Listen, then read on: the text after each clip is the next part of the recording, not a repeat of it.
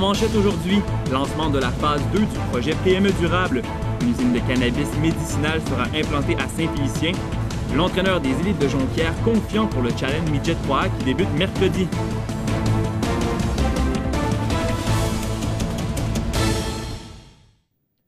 Mesdames, Messieurs, bienvenue à ce web journal du lundi 10 décembre 2018. Le projet PME Durable 02 reçoit une aide de 490 000 de la part du gouvernement provincial, une augmentation de 30 000 comparée à l'an passé. PME Durable 02 est une initiative du Centre québécois en développement durable qui permet d'outiller les entreprises régionales afin de réduire les répercussions environnementales de leurs activités. 93 entreprises ont bénéficié des services de l'organisation jusqu'à maintenant. L'objectif reste le même, celui d'accroître la performance et la compétitivité des PME par le levier du développement durable. Michel Nadeau a assisté à la conférence de presse ce matin. La phase 2 du projet PME Durable 02 totalise un montant de 621 000 sur 3 ans.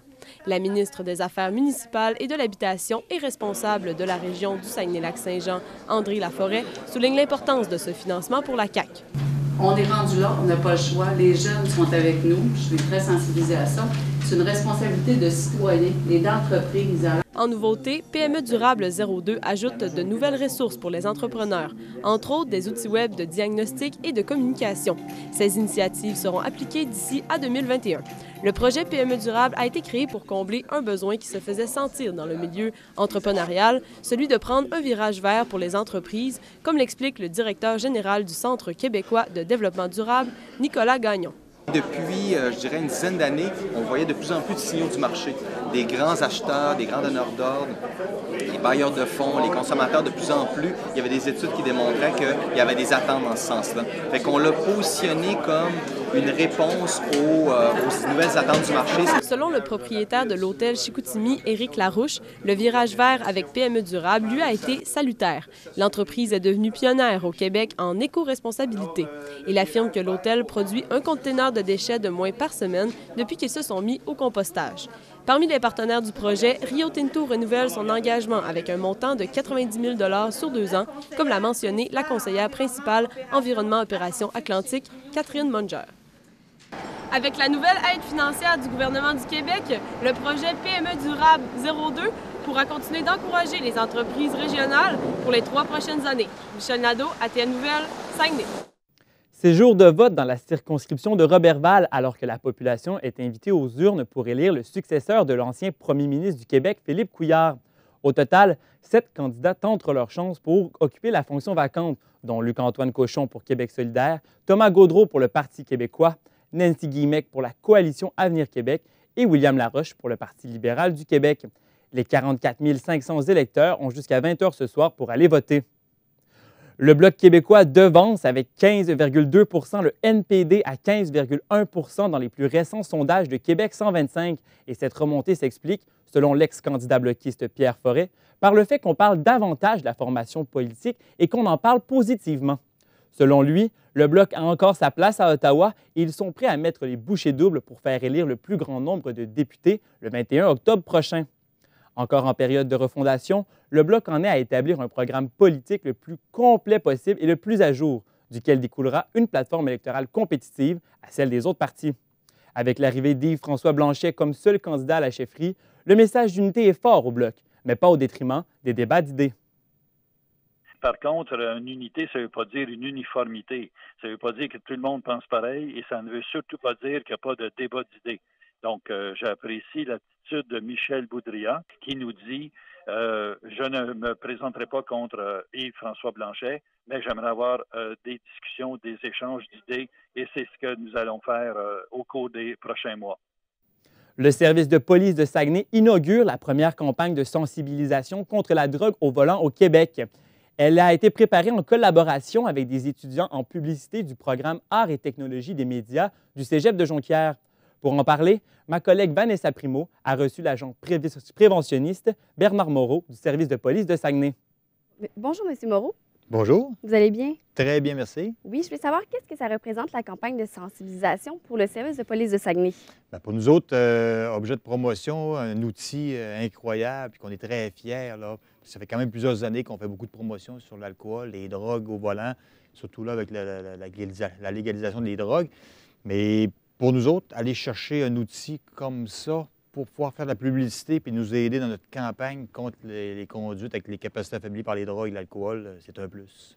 Et plusieurs idées vous ont été présentées. Pourquoi avoir choisi cette idée-là? Je vous dirais que toutes les idées étaient bonnes. Là. Ça a été difficile de choisir. Même au bureau de la prévention, on a un petit peu de concertation. On avait les affiches. On les a eues plusieurs semaines dans notre bureau. Puis celle-là, on trouvait qu'elle était quand même douce. On trouvait que le message était bon sans mettre des accidents un petit peu comparé avec la SAC. Bien souvent, on va avoir des accidents plus chocs un peu, faire réfléchir. Le sujet qu'on avait là, c'est une gracieuseté de... on trouvait que c'était bon, c'était doux, puis ça passait quand même un message, puis ça attirait l'attention. Puis êtes-vous satisfait du résultat obtenu? Très, très satisfait. On voit la campagne qu'on a affichée un peu partout avec nos véhicules accidentés qu'on installe dans différents coins de rue. Je m'emmenais tout à l'heure en voiture, j'ai entendu une publicité radio. Donc, un enfant qui demandait à son père d'aller magasiner. Non, j'ai perdu mon permis de conduire. Tu sais que j'ai plus de permis. Et à ce moment-là, on a entendu le reste de l'annonce, puis ça avait attiré l'attention, puis on trouvait ça génial. Parfait. Donc, vous dites justement que c'est partagé sur d'autres plateformes. Est-ce que c'est partagé également sur les réseaux sociaux ou à la télévision? Je sais que sur Facebook, ça va être partagé sur Facebook. Il y a de la publicité qui a été achetée pour que ça passe sur Facebook, que les gens reçoivent des petits pop-up, comme on peut dire en bon français, sur leur Facebook qui va passer les publicités. Oui, publicité radio, qu'on va voir sur nos affiches qu'on installe un peu partout, même dans les arénas. Puis, donc, il y a quand même différents modèles qui peuvent s'adapter à différents endroits. Fait que, on trouve ça génial. Parfait. Puis, quel impact que vous recherchez pour cette campagne-là? C'est de faire réfléchir les gens, de toujours que les gens puissent garder en tête que c'est possible d'avoir un accident, c'est possible de se faire arrêter par la police, c'est possible d'avoir des conséquences. Donc, chacune des petites publicités, on veut rappeler ça aux gens. On veut que ce soit continuel, aussitôt qu'ils prennent un verre ou s'ils consomment une certaine drogue, du cannabis, bien, que les gens réfléchissent puis qu'ils aient tout de suite un réflexe de dire non, je ne prendrai pas ma voiture, je ne conduirai pas. Et où seront affichées les affiches? On en a dans les arénas qu'on va installer, même des messages vocaux qui vont être dans les arénas là, pour les marquis, les Saguenay, dans différents arénas. On a des affiches qui vont être installées dans des bars qu'on a également eu là, dans certains bars de la région, des endroits licenciés, ce qu'on vend de l'alcool. Donc, les affiches vont être peut-être dans les salles de bain, sur les portes, dans les bars, que les gens puissent voir, qu'ils puissent réfléchir, puis qu'ils pensent à nous autres là, avant de sortir, avant de partir avec la voiture. Et avez-vous déjà réfléchi à comment vous allez renouveler la campagne l'année prochaine? On est encore en plein dans celle-là, donc on n'a pas pensé encore à l'année prochaine. C'est ce qui va se faire normalement là, quand on va arriver au printemps, puis qu'on va planifier un petit peu nos campagnes de publicité pour l'alcool au volant. On sait que notre projet Impact, ça revient à chaque année. Fait que là, on va voir comment ça va avec ça, puis si, avec l'étude, un petit peu voir c'est quoi les répercussions qu'on va recevoir. Est-ce qu'on va l'ajuster? Est-ce qu'on peut même garder la même ou poursuivre avec autre chose? On va le voir là, avec les résultats obtenus et les commentaires là, des différentes personnes. Est-ce que c'est possible que vous ayez cherché les idées qui n'ont pas été retenues par Bien oui. Ça peut arriver qu'on s'en serve dans d'autres situations, là, parce que toutes les campagnes étaient bonnes. C'était vraiment difficile à choisir, donc parce qu'il y a un bon travail qui a été fait, puis les gens ont de l'idée, c'est plaisant de voir ça. Je pense qu'on va tous les prendre dans notre bureau de la prévention, là, tous ces gens-là avec nous autres. Là, ça serait très, très beau, même dans d'autres projets. Mais effectivement, que l'an prochain, peut-être que là, pour faire un autre punch, on ira chercher autre chose, puis on les ajustera, mais elles sont tellement toutes bonnes là, qu'on pourrait toujours s'en servir là, une après l'autre. Bien, merci, M. Moreau. 5 ans après le feu du pont du Puic à Chicoutimi, la ville de Saguenay a appris de la situation et est maintenant capable de réagir. Le conseiller municipal Marc Peterson estime que la ville est maintenant prête pour une éventuelle situation semblable à celle de 2013. Il affirme que le même plan d'urgence serait appliqué en ajoutant que l'expérience acquise serait bénéfique. Alexandre Bissonnette, en quoi la ville de Saguenay est-elle préparée en cas d'urgence? En fait, ce qu'il faut savoir, c'est qu'en 2013, il n'y a jamais vraiment eu d'erreur qui avait été commise par la ville de Saguenay parce qu'il n'y avait aucun plan d'urgence qui était en fait établi pour ce genre d'événement-là. Cependant, maintenant, 5 ans plus tard, la ville a appris de la situation puis elle a maintenant un plan d'urgence établi dans un cas où une situation un peu semblable pourrait survenir. Et le conseiller municipal du district 7, Marc Peterson, a confirmé que les mêmes décisions et les mêmes actions seraient probablement prises dans un genre de cas-là. Et en quoi un deuxième lien entre Chicoutimi et Chicoutimi-Nord pourrait-il être bénéfique? Bien, Marc Peterson se bat depuis 1989 pour avoir ce pont-là et il y a plusieurs avantages que le pont pourrait amener. Cependant, un des avantages, c'est au niveau du trafic. Il y aurait beaucoup moins de trafic pour traverser entre Chicoutimi et Chicoutimi-Nord. Notamment, on pense le matin, donc le trafic serait moindre parce que les automobilistes seraient divisés entre les deux ponts. Et pour ce qui est de l'impact le plus important, Marc Peterson croit que c'est vraiment du côté de la sécurité parce que, le premier aspect dans tout ça, c'est les matières qui sont dangereuses. Chaque jour, il y a des camions lourds qui passent avec des matières dangereuses sur le pont. On pense notamment à du pétrole, du chlore et de l'acide chlorhydrique. Et puis, le deuxième aspect, ce serait aussi au niveau du plan d'urgence. Je vous laisse l'écouter là-dessus. Puis j'ai fait des représentations auprès de l'équipe de M. Legault quand il était en élection. Le lendemain de ma présentation, il y a une annonce qui se faisait qu'il allait avoir une étude. Merci, Alexandre. La création d'une usine de production et de transformation de cannabis médicinal à Saint-Félicien sera annoncée mercredi par le maire Luc Gibbons et par les dirigeants du groupe Chameleon. Le projet de 50 millions qui devrait créer 250 emplois vient s'ajouter à celui de construire un complexe de serres de cannabis thérapeutique à Petite-Rivière-Saint-François dans Charlevoix, un projet déjà évalué à 100 millions de dollars. Tout porte à croire que l'usine sera située proche de celle de cogénération de Greenleaf Power. La municipalité de Petit-Saguenay fêtera son 100e anniversaire en 2019. Les festivités ont débuté hier avec une cérémonie eucharistique à l'église du village en présence de 300 personnes. La municipalité a préparé de nombreuses activités familiales hivernales pour l'événement, notamment un tournoi de hockey ainsi qu'une marche en flambeau dans les sentiers. Le village lancera aussi des activités touristiques.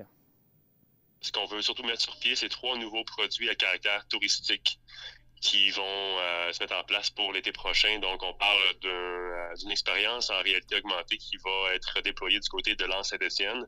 Ensuite, 2 autres expériences plus du côté du cœur du village. Une première qui est une navette patrimoniale et finalement un 3e produit qui est un spectacle dans la grande tradition des spectacles régionaux. Finalement, les festivités se clôtureront lors de la fête du travail en septembre, alors qu'une grande fête de retrouvailles sera organisée pour les citoyens qui sont nés ou ont vécu au village.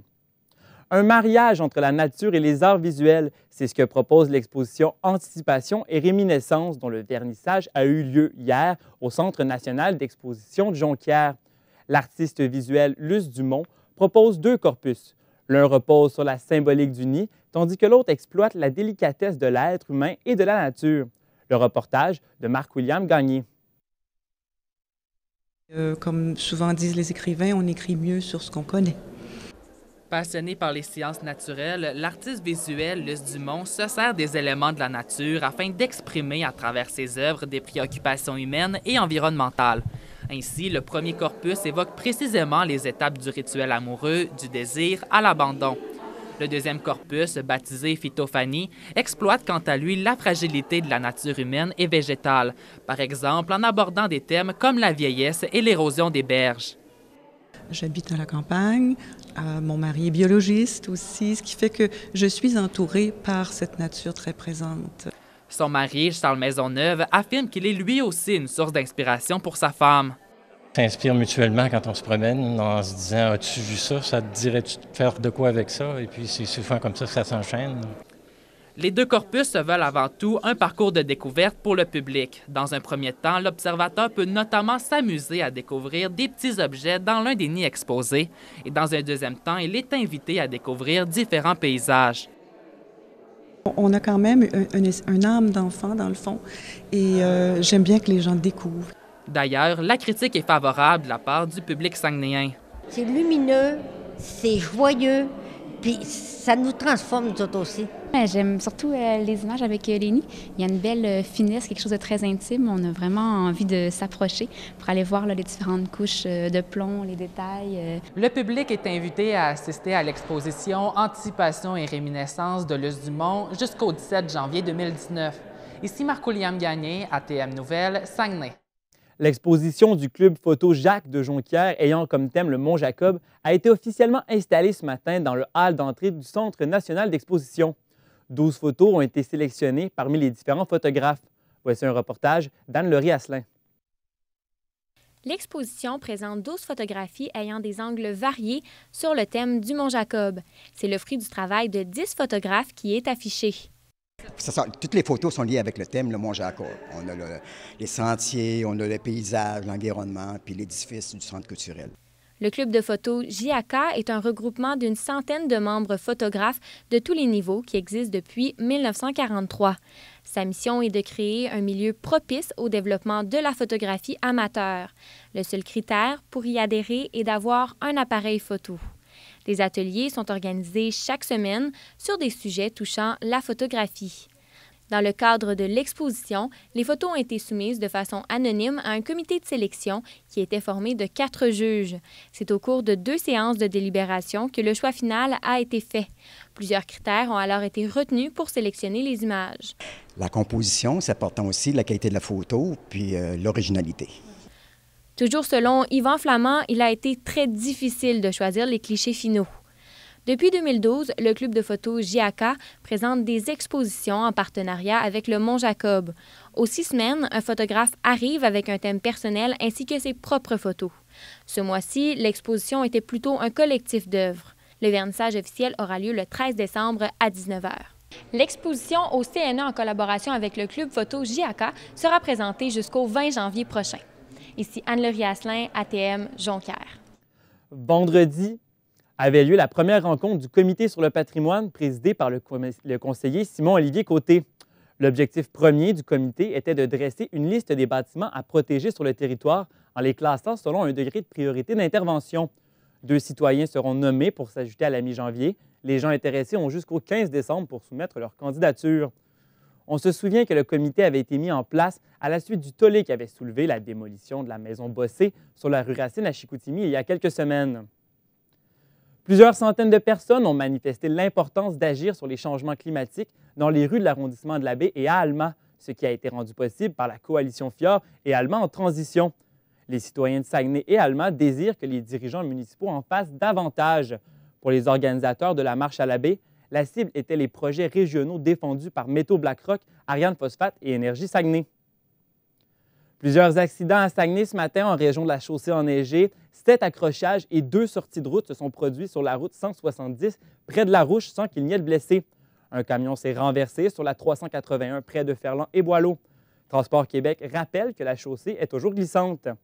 Et maintenant au sport.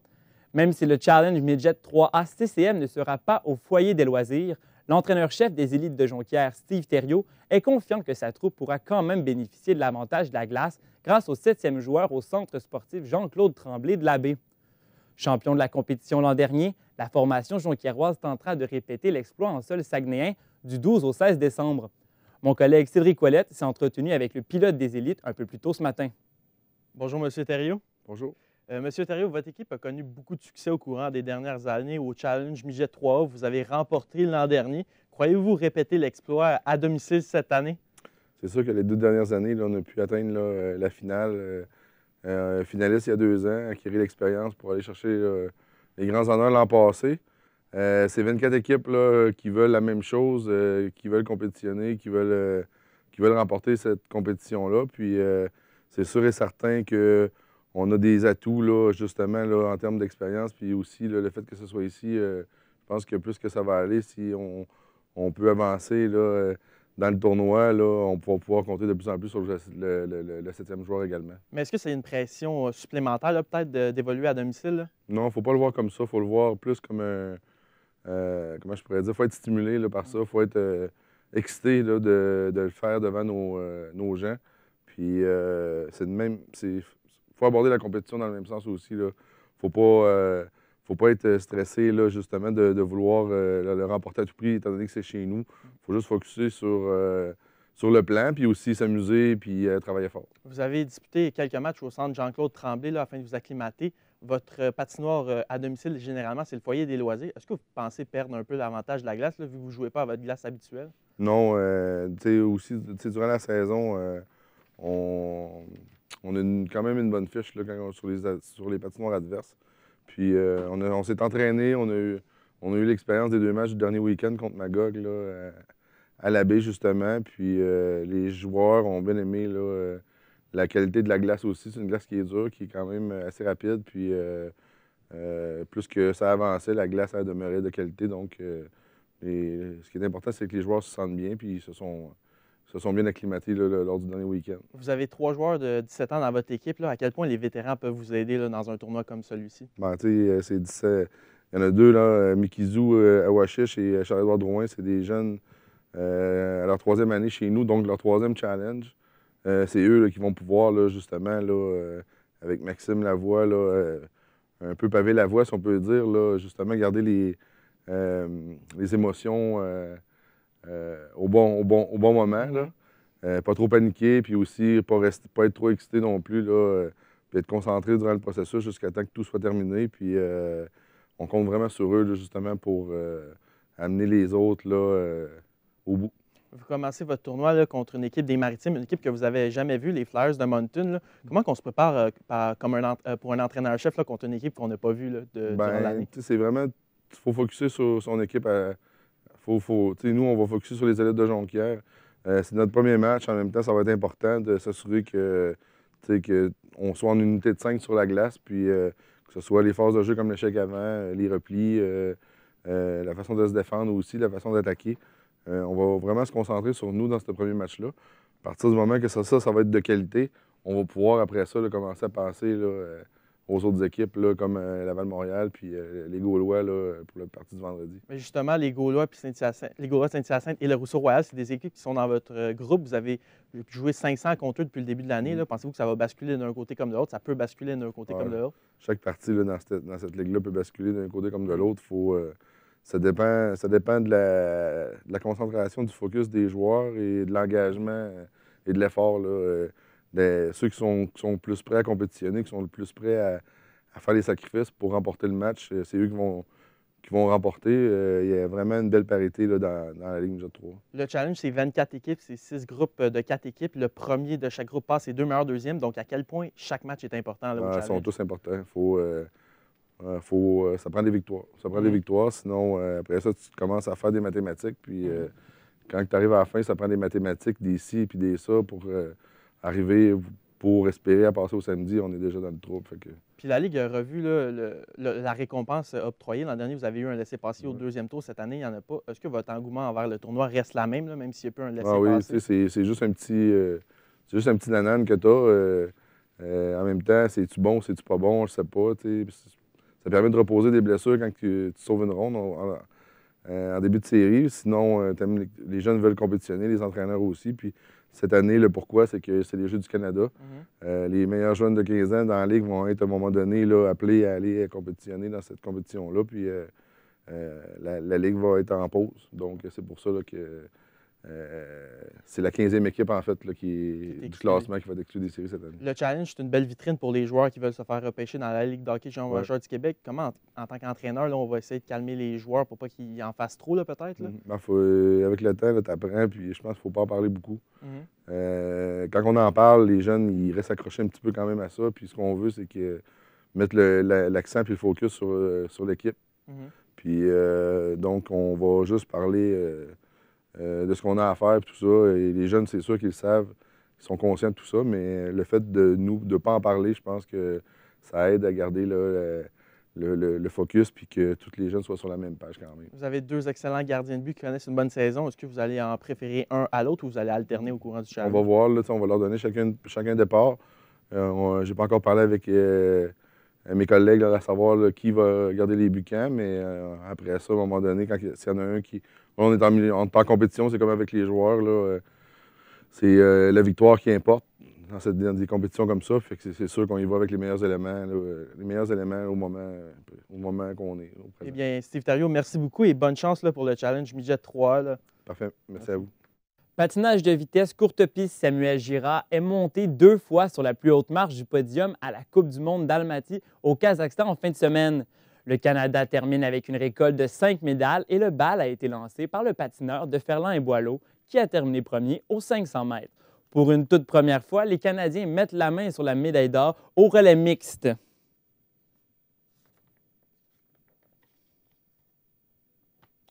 Pour une toute première fois, les Canadiens mettent la main sur la médaille d'or au relais mixte. Kim Boutin, Cédric Plais, Alison Charles se sont joints à Samuel Girard pour devancer les équipes coréennes et chinoises. L'hiver hâtif au Saguenay bénéficie aux stations de plein air. C'est notamment le cas du club de ski de fond, le Norvégien à Jonquière, qui voit l'achat d'abonnements de saison augmenter considérablement depuis l'ouverture des pistes le 20 novembre. Une tendance qui n'a pas été vue depuis des années, selon les employés et la clientèle du club, offrant également des sentiers de raquettes. Un reportage de Gabriel Duhamel. Ils sont nombreux à franchir les pistes de ski de fond et de raquettes du club le Norvégien en ce début de semaine, à la suite des précipitations de neige abondantes lors des derniers jours. C'est une tendance qui est fréquente depuis le début de la saison hivernale hâtive, au grand bonheur des amateurs de plein air. C'est agréable parce que cette année, l'automne a passé de l'hiver assez rapidement. On n'a pas eu besoin de faire beaucoup de transitions. Là, le sport d'hiver, il faut en profiter. Si ces conditions réjouissent autant les gens fréquentant les clubs de ski, c'est parce que le mercure, qui a atteint moins 26 degrés Celsius dimanche, a rarement été aussi bas et favorable au sport d'hiver à ce moment-ci de l'année. Que normalement, on ne commence pas avant une semaine ou deux avant les fêtes, là, c'est bien rare. Souvent, on commence plus dans le mois de janvier quand les gros froids arrivent, mais là, maintenant, les conditions sont excellentes. C'est extraordinaire parce que d'habitude, je commence à faire du sport vers entre le 5 et le 10 décembre. Cette année, j'ai commencé fin novembre, puis ça fait déjà 20 fois que je fais de la raquette cette année. Oui? C'est une bonne saison. La température aide grandement le club de ski le Norvégien à attirer les clients. La station qui a ajouté cette année des pistes de fat bike bat des records d'achalandage à sa 46e année d'existence. Bonne année parce que là, on a commencé 2 à 3 semaines d'avance. Puis on a vendu déjà beaucoup plus de cartes de saison que ça fait 20 ans que je travaille ici. C'est la plus grosse année là, à date. Là. Ce que les employés du club de ski de fond le Norvégien espèrent pour le reste de la saison, du temps doux et beaucoup d'achalandage. Gabriel Duhamel, ATM Nouvelles, Saguenay. Le restaurant La Baie du Dragon, situé à la baie, organisait hier un buffet et une fête de Noël pour les moins nantis. Cadeaux, musique et festins étaient au rendez-vous pour ramener l'ambiance du temps des fêtes et l'esprit rassembleur de Noël. Gabriel Poulain, comment s'est déroulée la fête? Nicolas, les gens étaient heureux, ils dansaient, ils chantaient, ils ont eu droit à un super buffet. On sentait vraiment l'esprit rassembleur, l'esprit festif du temps des fêtes qui s'installait. Et d'où venait l'idée d'organiser un tel événement? En fait, c'est une employée du restaurant La Baie du Dragon qui a proposé l'idée à sa patronne, c'est Linda Bouchard, qui, une fois, a offert de la soupe en fait, aux plus démunis à la maison du quartier. Puis, elle a eu l'idée d'offrir une fête de Noël à ces gens-là dans le besoin. On l'écoute. Des gens merveilleux, c'est des gens qui ont une communication, puis ils nous comptent plein de choses. Ils sont heureux quand même, malgré tout. Elle trouvait ça important de venir en aide à ces gens-là. Et c'est le cas aussi pour sa patronne, Candy Rodrigue, qui, une fois qu'elle a entendu l'idée, a été enchantée. Elle a tout de suite dit oui, en fait, surtout que le restaurant avait était auparavant venu en aide aux gens dans le besoin. On l'écoute. On invitait des familles à manger une semaine sur 2. Une famille dans le besoin par semaine. Puis, à un moment donné, ça a arrêté un petit peu à cause que le CLSC ne pouvait plus nous envoyer des familles, mais de le faire en une journée avec tout le monde en même temps, c'est vraiment génial. Alors, qu'est-ce que le restaurant offrait aux plus démunis lors de l'événement? En fait, en plus d'un buffet vraiment superbe, ils ont eu droit à de la superbe nourriture. Ils ont eu droit, grâce aux entreprises, aux gens qui ont été super généreux, à des cadeaux neufs, à des vêtements. Ils ont eu droit à de l'argent comptant. Donc, il y a plein de biens matériels qui vont leur être extrêmement bénéfiques, mais également, ils ont eu droit à une superbe fête de Noël entourée de plein de gens, un esprit festif vraiment qui amenait une chaleur, si on veut, au restaurant. Et le personnel a été très satisfait de la fête. En terminant, est-ce qu'on peut s'attendre à revoir l'événement l'année prochaine? Madame Rodrigue dit que ce n'est pas encore confirmé. Cependant, ça lui tient à cœur d'organiser des événements pour les gens dans le besoin. Donc, ça se pourrait qu'on ait un événement de la sorte l'an prochain. Merci beaucoup, Gabrielle. Ça m'a fait plaisir. À la météo, Fanny Michaud, le temps froid persistera-t-il encore quelques heures? Alors, la belle journée qu'on a eue aujourd'hui s'étire jusqu'en soirée, heureusement. On parle de ressenti de moins 12 degrés Celsius avec quelques nuages, mais pas de neige, heureusement. Pour ce qui est de la nuit prochaine, ça se refroidit un peu. On parle de ressenti de moins 19 degrés Celsius et ça devrait rester stable jusqu'à demain et ce pareil pour la région du lac Saint-Jean. Malgré la belle température, on vous rappelle que les routes restent quand même assez glacées, mais il n'y a rien de majeur à signaler selon les corps policiers de la région, mais simplement un petit rappel pour rester très prudent sur les routes. Messieurs, ce qui conclut ce web journal. Merci d'avoir été des nôtres. Bonne soirée.